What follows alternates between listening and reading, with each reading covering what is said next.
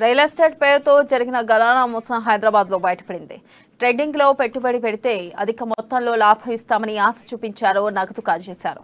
Real life ఇన్ఫ్ developer పేరుతో హబ్సిగూడలో కార్యాలయం ఏర్పాటు చేసి ఈ తతంగాన్ని తెరలేపారు. రియల్ ఎస్టేట్ ముసుగులో ట్రేడింగ్ జరిపారు. ఇక అధిక లాభాల ఆశతో వందలాది మంది పెట్టుబడి పెట్టారు. ఓ పత్రికలో వచ్చిన కథనంతో హబ్సిగూడలోని కార్యాలయం వద్దకు వందలాది మంది బాధితులు చేరుకున్నారు. ఇక కార్యాలయ సిబ్బందిని పోలీసులు అదుపులోకి తీసుకున్నారు.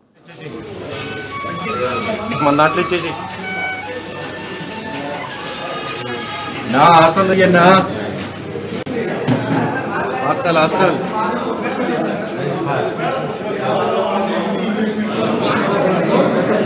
क्या हुआ क्या ले लो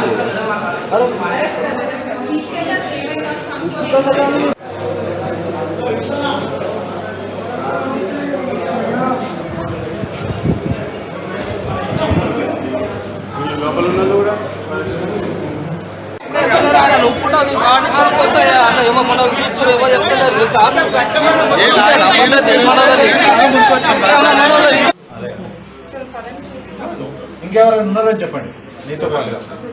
నీతో పాటు ఇంకెవరు ఉన్నారు కదా? కృష్ణ